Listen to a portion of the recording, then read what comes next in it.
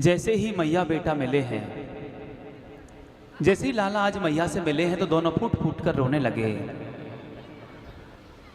भैया इस संसार में हर रिश्ते को समझाना बड़ा आसान है, लेकिन माँ को समझाना बड़ा मुश्किल है।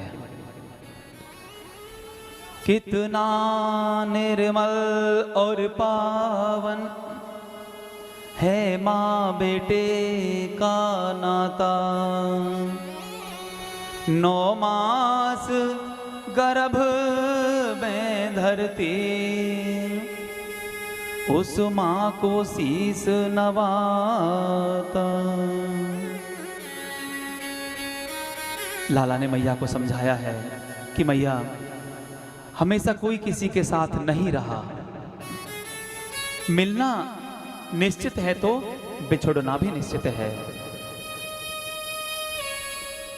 एक ना एक दिन सबको दूर जाना पड़ता है। योगी पूरब जन्म की मैया पहले जन्म की,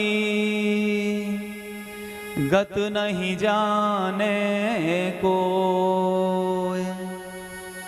मिलन वियोगा होत है, पूर्व कर्म के योग, पूर्व कर्म के योग। आज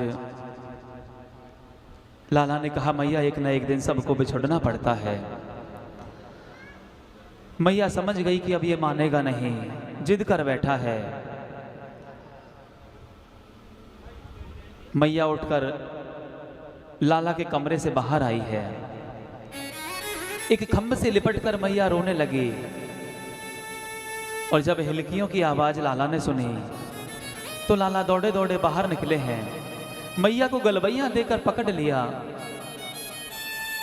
लाला ने पूछा कि मैया तू रोती क्यों है?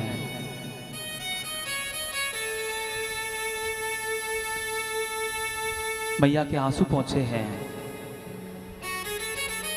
और मैया को वापस अपने कमरे में छोड़कर लाला आए हैं। आज सुबह ब्रह्म मुहूर्त में लाला को नहलाया धुलाया, श्रृंगार किया, मोर मुकुट बांधा है, माथे को चूमा और मैया की हिलकियां छूट गई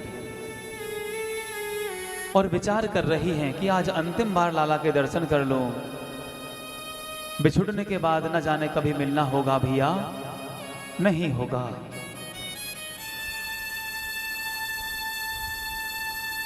मैया दही माखन लेकर आई है, क्योंकि माताएं सगुन मनाती हैं। जब उनका कोई बेटा बाहर जाता है तो मैया दही माखन खिलाकर बच्चों को बाहर भेजती हैं। भैया संसार के हर रिश्ते को समझाना बड़ा आसान है, माँ को समझाना बड़ा मुश्किल है। आज मैया ने कहा कि लाला तू जहां भी रहे खुश रहे, तू अपना ख्याल रखना, और देख तुझे अगर माखन मिश्री की याद आए तो बता देना, मैं भिजवा दूंगी। सभी गोपियों से भगवान मिले हैं। श्री राधे जी के पास जाकर भगवान खड़े हो गए, लाला खड़े हो गए हैं, एक दूसरे के चरणों को देख रहे हैं। लाला ने आज जाने की आज्ञा मांगी है। नंद बाबा कहीं दिखाई नहीं दे रहे हैं क्योंकि पुरुष हैं। आंसू दिखाने में शर्म आती है। एक कोने में खड़े होकर नंद बाबा रुदन कर रहे हैं। आज लाला जैसे ही अंदर गए हैं, नंद बाबा के चरणों में प्रणाम किया तो नंद बाबा ने उठाकर अपनी गोद में लाला को भर लिया और दोनों की हिलकी छूट गई, रोने लगे।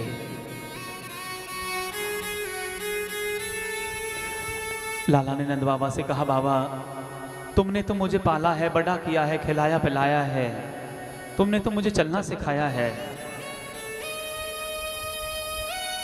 मुझसे कोई गलती हो गई हो तो मुझे क्षमा कर देना। आज नंद बाबा ने लाला से कहा कि लाला तुझे खिलाने पिलाने में, तेरे लालन पालन में अगर मुझसे कोई गलती रह गई हो तो अपने इस नंद बाबा को क्षमा कर देना।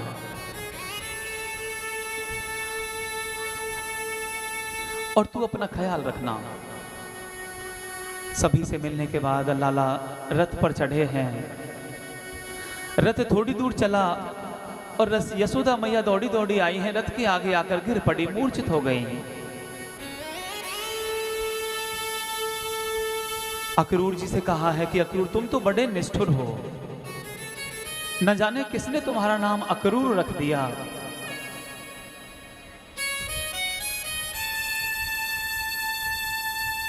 आज जैसे ही मैया मूर्छित हुई हैं, लाला रथ से उतरकर मैया के पास पहुंचे हैं, मैया के सर को अपने पैर पर रखा, आंसू पहुंचे हैं और मैया से नहीं जाऊंगा।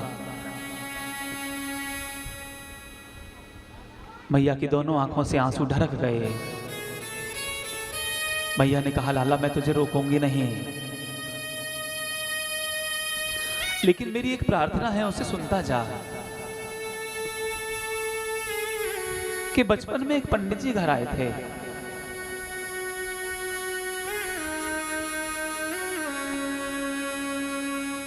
जब तुम्हारा नामकरण हुआ तो मैंने तुम्हारे बारे में पूछा, तो उन ब्राह्मणों ने मुझसे कहा था कि मैया एक दिन तेरा लाला बहुत बड़ा राजा बनेगा। और लाला जैसे ही उन ब्राह्मणों ने ऐसा कहा तो मैं बड़ी खुश हुई। और जब दोबारा उन ब्राह्मणों ने कहा कि मैया जिस दिन तेरा लाला राजा बनेगा उस दिन हमेशा के लिए तुझसे बिछुड़ जाएगा। लाला मैं उसी दिन से भगवान से प्रार्थना करने लगी कि भगवान मेरे लाला को कभी राजा मत बनाना, क्योंकि मैं अपने लाला के बिना, अपने पुत्र के बिना, बेटा के बिना एक पल भी नहीं रह पाऊंगी।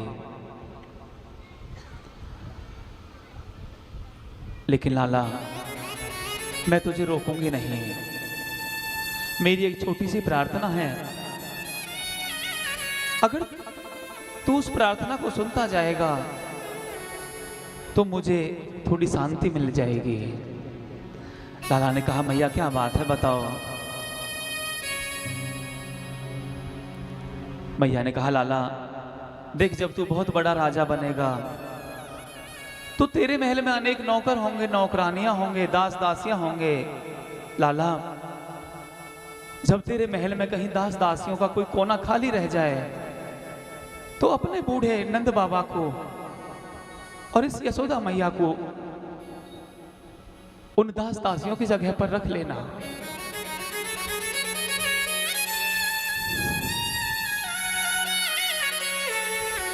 मैं कभी नहीं कहूंगी कि मैं तेरी माई मैया हूं और नंद बाबा तेरा पिता है, तेरा बाबा है। दूर से तेरा दर्शन कर लिया करेंगे, तुझे देख लिया करेंगे और कभी तेरे समीप भी नहीं आएंगे।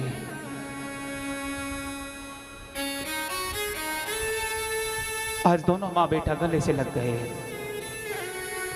लाला ने कहा मैया तूने ऐसी बात कह दी, मैं तो तेरा ऋण 100 बार अगर जन्म लेकर भी आऊं तब भी नहीं चुका पाऊंगा।